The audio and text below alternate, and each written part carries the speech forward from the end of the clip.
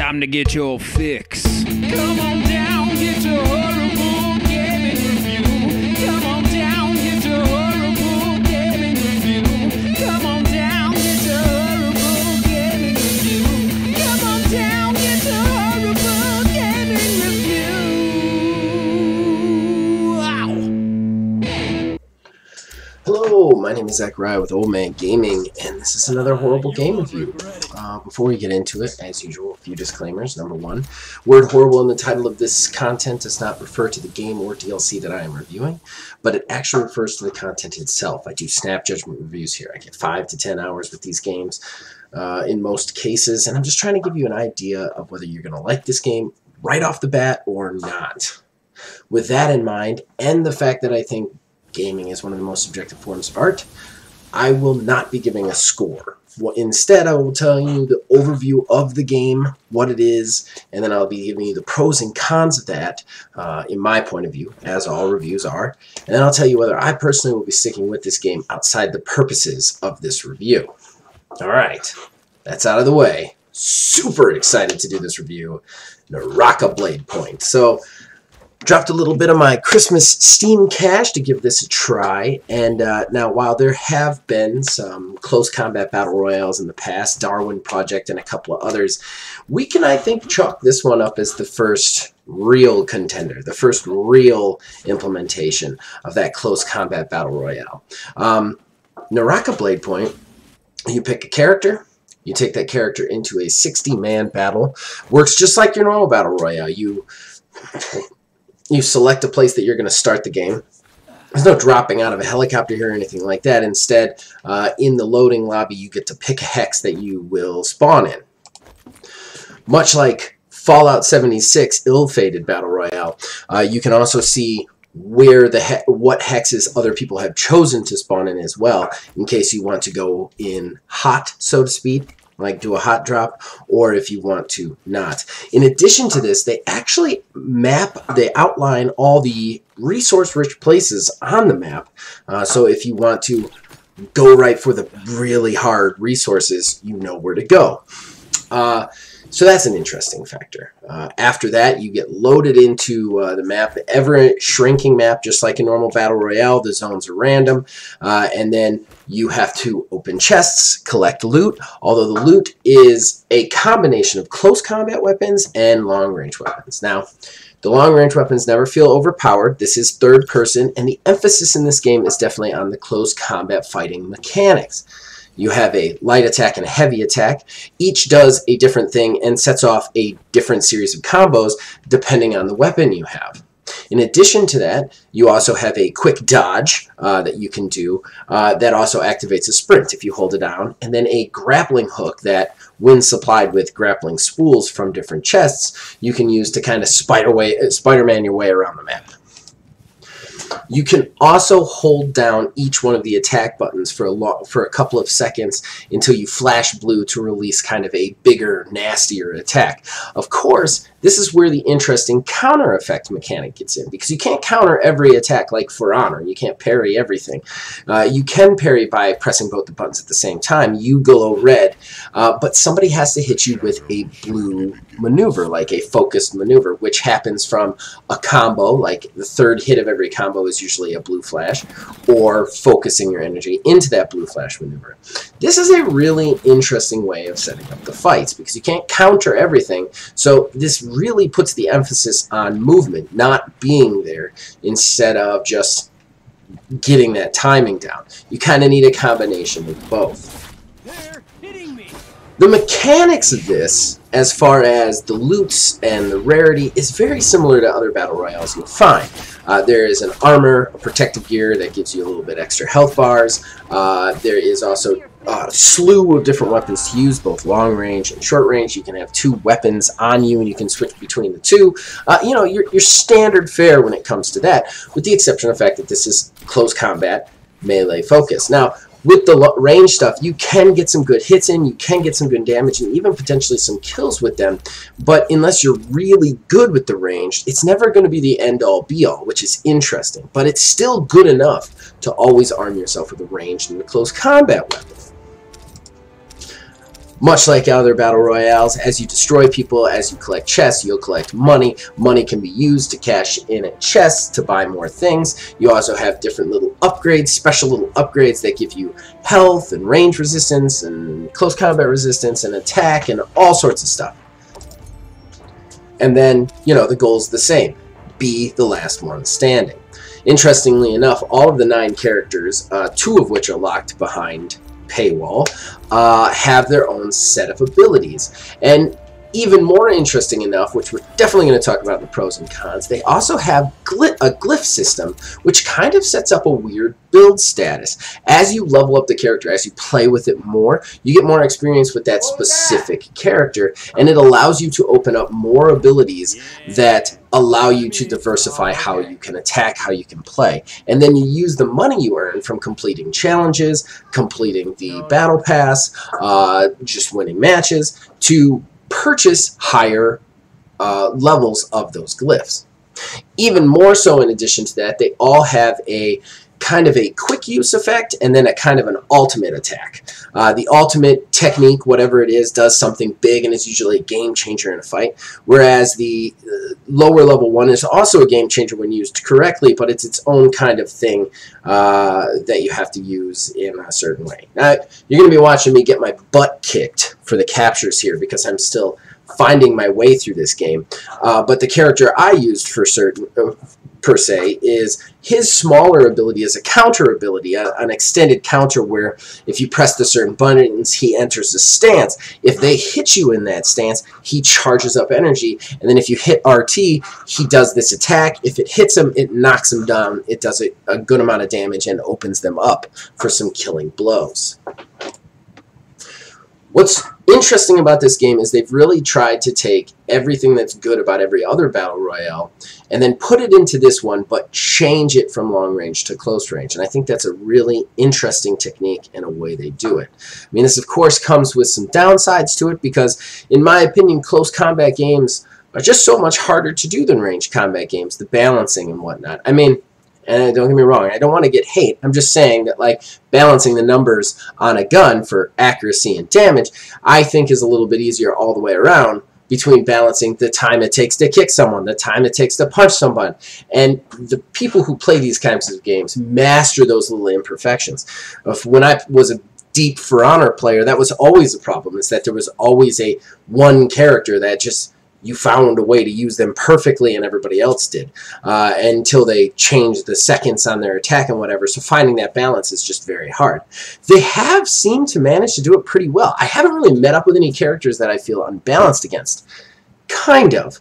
We'll get into some of the balancing issues later in the pros and cons, but as far as the characters themselves as a base, I find them all pretty useful and all pretty interesting. And I never felt like when I was in a battle, I couldn't find my way out of it, at least based on the base skills. There was definitely times when I came up against a better equipped player who just owned me, which you're seeing on here. But I never felt like, oh, that was unfair, just because they picked that character.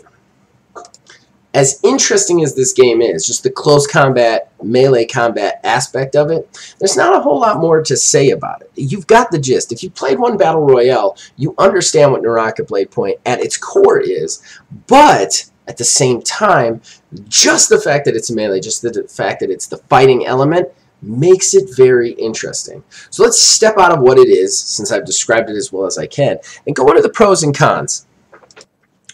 Pro number 1. The fluidity of movement.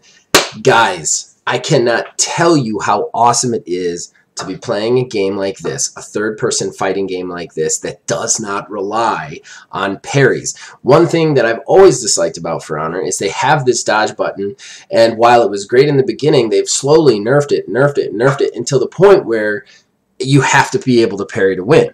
And I just don't like that. I don't like parrying. I'm not good at timing that. I'm much better at finding strategic movements and being in the right position, especially in fighting games. I like dodging till I hit the opening. That's how I like to do things. This game does that in spades. Am I good at it? No way. But it's just great at the movement. And this game is all about the movement, from the grappling hooks to the fact that you can climb and be in anything. It is absolutely, the versatility of movement in this game is absolutely choice. They add in, of course, your normal slides and jumps, but just, you can climb anything, and your grappling hook can get you out of battles. It can be a get out of jail free card that pulls you out. It can be a great way to surprise attack because your grappling hook can actually latch to an enemy. It stuns them and pulls you in. I mean, in addition to the fact that your dodge, if well placed, that's what it's all about. It's about jumping around and trying to get into a better position than your opponent to hit those big combos to take them out without the counter. The counter, however, is not to be let down because it actually disarms you, like totally knocks your weapon out if they hit it. And that is literally the fight ender. My next pro is the smoothness of play. I haven't noticed any bugs. I know this has just come out of beta. This is just in its launch phase, and I'm sure it had bugs in its beta. But for right now, I haven't really noticed any. I haven't noticed any bugs. I haven't been really booted from servers. And while occasionally I'll get I'll get like a 2-minute queue time to get into a match, those are relatively short. So I really enjoy that. I enjoy the way they do their systems, their leveling, their experience, and I gotta say my next pro is the building. I love being able to build a character for this. One thing about Battle Royales that has always eventually turned me off to them is there's no real character progression.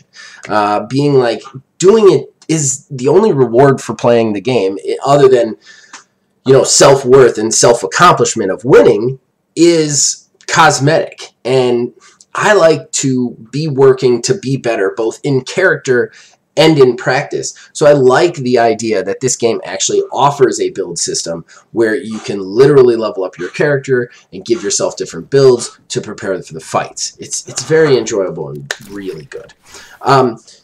Final pro has to be the originality. I just love the fact that, like, I am a third-person combat fighting guy. I love this kind of stuff. For Honor was my game for a very, very, very, very long time.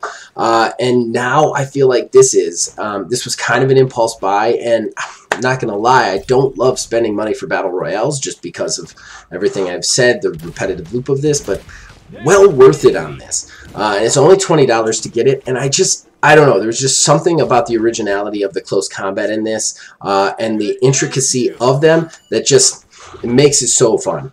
And so interesting anyway. And it's one of the few Battle Royales, at least so far, after playing about 6 hours of it, actually 7 hours, that I can say that I'm not frustrated when I die. Often in Battle Royales, I get killed quick, I'm frustrated. Every time I fight somebody, I feel like I'm learning something, and I really enjoy that feeling. With that said, let's move into the cons, because there are some cons, unfortunately. Number one with a bullet has to be the level of cheating going on in this game. Now, listen, I am not the greatest at spotting cheating. I'm just not. I'm usually just playing, and when it happens, I don't even notice it. I just die. With this game, there's been a couple of moments where I've noticed blatant cheating. The cheating that I noticed specifically was I only play on solo. I don't have any friends that play Naraka Bladepoint, so I don't have any buddies to go in with.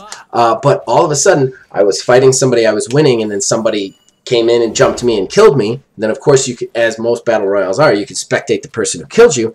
And lo and behold, they're not attacking the person that I just attacked. In fact, there's 3 of them running around together in a solo mode.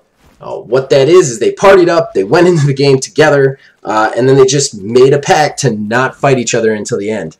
I hate that shit. I hate that shit. So basically, they're playing a team in a solo queue. Stuff like that is kind of prevalent here, and I don't like that. It's not my favorite. Naraka does have a campaign to report cheaters. They actually reward people who properly report cheaters with, like, in-game stuff, so I feel like that's good. They definitely have a hard stance on them, and hopefully that continues. But I have also heard, while I have not noticed it, of a lot of lag spamming and lag skipping in order to hit damages and hit big moves on people. I have not noticed this yet. This is not something I have been able to, I've run into in any way. So with that said, as I drop stuff on the ground and damage things, I apologize for that noise. That was my mic falling on the ground. That being said, I want to make you guys aware of what I've heard. My number 2 complaint, the voiceovers. They're absolutely atrocious. I don't know if it loses something in the translation, but they are terrible. And why does this matter in a battle royale? Because your dude talks constantly. Your dude or lady will talk constantly. I have this character who apparently is supposed to be an alcoholic, who I play. I love him. He never shuts up. Never shuts up. Every time something charges up, every time he uses something, he's got to make some crazy comment. But the comments are very limited. So everything he does doesn't have like 6 different comments. It has 1 comment for each thing. So every time his ultimate charges up, he goes, let the booze flow. Literally every time. There's no alternate of that. It's just that. And everything he does is the same thing. When he defeats a bad guy, he says, oh, does this mean we can't still be friends? Every time. Every time he fixes a weapon, which that's basically how they do reloading, is every so often you have to fix your weapons with these weapon packs or they become useless. Every time he fixes his weapon, he goes, fit as a flask. That's how they say it, right? Terrible. Absolutely terrible. And you hear it so much. It just drills into your brain. It's just terrible. Please, stop the voiceover, or just widen it out. Give us more voiceover lines so we don't get sick of the same ones. Okay, so the last con is kind of the other side of the double-edged swords that is a build system in a battle royale. And that is, there are certain points in this game where you're going to run into somebody who has been playing it for a long time. There is no way you can win. Like, no unearthly way you can win.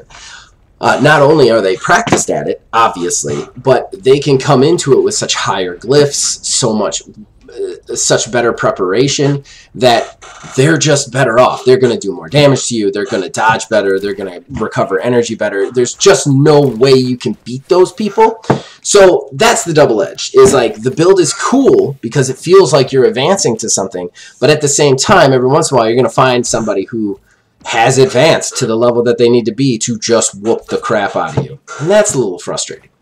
That being said, even in those fights, I always still feel like there's a chance. Again, I'm saying there isn't a chance, so I'm kind of being hypocritical here, but still the fights feel good enough that like you're still like, okay, I got beat, he's just better, I get it, but it was still fun to do it. So I like that. Alright, that brings us to whether or not I'm going to keep playing it. Yes. Emphatically, yes, this is my battle royale, and from a personal standpoint, this is my favorite battle royale right now. Without a doubt, the best. And now, of course, I don't know that I'd say it's the best if I was looking at it from an unbiased standpoint, but being the biased person that I am, this is the best battle royale out there. It's so interesting, it's so original, and the actual combat is so diverse that I never feel bored when I'm in those fights, no matter what's going on in it. I also enjoy watching it. I find myself spectating people long after I've died, which I never do in other battle royales, just because I love to watch other players fight, especially the higher ranked players, because they just battle forever. There's another character that I watched one time after I had gotten killed who literally would climb up in the trees, which you can do, you can climb anything, and the trees have bushes around them so you can't really see the character, and he just jumped from treetop to treetop, avoiding the people below him until the right time to strike. I know that sounds cowardly. That's not what I'm saying. I'm saying that, like, that's interesting. You can't really do that in, like, Call of Duty or PUBG. It's just such an interesting way. There's such a vertical level to this game that just makes it such an interesting thing to play. Hey guys, just one final thing I wanted to add. It was a little bit of a pro. I didn't notice it until after I had recorded this review, but I thought it was so cool I had to add it. One of the coolest things about Naraka Bladepoint is it actually keeps track of how many people are in your area and how good you are versus them. So there's actually a ranking for Kent, Ohio. And there's a ranking for Ohio, so city, state, and then of course the world. And you can actually change the state and the city I think that's just the coolest thing in the world. I mean, I know there's only 12 players in Kent, Ohio, but I also know, at least registered there, but I also know I'm the 6th best of them. So, I don't know, there's just something really cool about that. I just felt like I had to add that to this review. So, that's it. I know it's a little bit of a postscript. Everything else counts. We'll see you next week. So, there you go. That's my review of Naraka Bladepoint. I hope that helps you guys out. I hope that gives you an idea. Maybe I'm right. Maybe I'm wrong. Tell me below in the comments. I'd love to hear from you. You can also reach us on Facebook at OldManGamingDH, on Twitter at OldManGaming9. You can join our Discord. Link is in the description below. Influence this and all of our shows from there. Ladies and gentlemen, as long as you keep watching and listening, we'll keep making them. We'll see you guys next time.